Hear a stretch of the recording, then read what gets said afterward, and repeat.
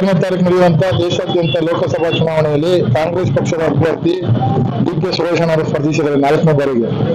ಈ ದಿನ ಆರೋಳಿ ತಾಲೂಕು ವ್ಯಾಪ್ತಿ ರಾಮನಗರ ವಿಧಾನಸಭಾ ಕ್ಷೇತ್ರದ ವ್ಯಾಪ್ತಿ ಮತಯಾಚನೆ ಮಾಡಲು ಪಂಚಾಯತಿ ವೈಸ್ ಬಂದಿದ್ದಾರೆ. ಬೆಳಿಗ್ಗೆ ಆರೋಳಿ ಕಡ್ಡಳ್ಳಿ ಪಂಚಾಯತಿ ಮುಗಿತು. ಈಗ ಜಾಲಸಂದ್ರ ಗ್ರಾಮ ಪಂಚಾಯತಿ ಮತ್ತು ಬನವಾಸಿ ಗ್ರಾಮ ಪಂಚಾಯತಿ ವ್ಯಾಪ್ತಿಯ ಹಳ್ಳಿಗಳಲ್ಲಿ ಬಂದು ತಟ್ಟಕೆರೆ ಗ್ರಾಮಕ್ಕೆ ಬಂದು ಇದನ್ನ ಮತಯಾಚನೆ ಮಾಡಲು ಬಂದಿದ್ದಾರೆ. ಅವರ ಅಭಿವೃದ್ಧಿ ಅಧಿಕಾರಿಗಳು ದೇಶದ ನಂಬರ್ 1 ಸಂಸದರು ಅಂತ ಪ್ರಧಾನಿ ಮೋದಿಯವರು ಅವರಿಗೆ ಪ್ರಶಸ್ತಿಯನ್ನು ಕೊಟ್ಟಿದ್ದಾರೆ ದೇಶದಲ್ಲಿ.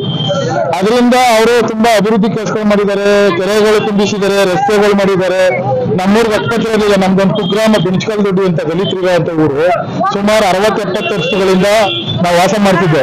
ನಮಗೆ ಆಸ್ಪತ್ರೆ ಇಲ್ಲ, ಯಾರೇ ನೋಡ್ರಿ ಗೋಮಾಳಗಳು ಕಟ್ಕೊಂಡಿದ್ವಿ. ಒಂದು ಸನ್ಮಾನ್ಯ ಶ್ರೀ ಲೋಕಸಭಾ ಸದಸ್ಯರು ಡಿ.ಕೆ. ಸುರೇಶಣ್ಣ ಅಂತ ಕೇಳ್ಕೊಂಡು 6 ತಿಂಗಳಿಗೆ ನಮ್ಗೆ ಆಸ್ಪತ್ರೆ ತಹಸೀಲ್ದಾರ್ ಊರು ಕಳಿಸಿ ಪ್ರತಿ ಕುಟುಂಬಕ್ಕೆ 50 ಕುಟುಂಬಕ್ಕೆ ಆಸ್ಪತ್ರೆಯನ್ನು ಕೊಟ್ಟಿದ್ದಾರೆ.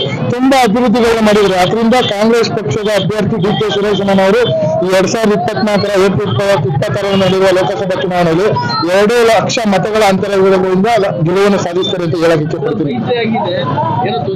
ಸರ್, ಮೈತ್ರಿ ಆಗಿದ್ರೆ ಈಗ ಕುಮಾರಸ್ವಾಮಿ ಅವರು ನನಗೆ ರಾಮನಗರ ಹಾಸನ 2 ಒಂದೇ, ನನ್ನ ಕರ್ಮಭೂಮಿ ಒಂದು, ನನ್ನ ಇದ್ರ ಭೂಮಿ ಒಂದು ಅಂತಾರೆ.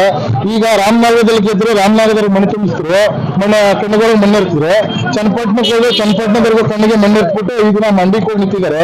ನಮ್ಮ ಮೈತ್ರಿ ಅಭ್ಯರ್ಥಿಯಿಂದ ಯಾವುದೇ ರೀತಿ ಜಯದೇವದಲ್ಲಿ ಕೆಲಸ ಮಾಡ್ತಿದ್ದ ಮಂಜುನಾಥ್ ಯಾರಿಗೂ ಕಾಲ್ಪನಿಕ ಗೊತ್ತು, ಎಲ್ಲರಿಗೂ ಗೊತ್ತಿಲ್ಲ. ಡಿ.ಕೆ.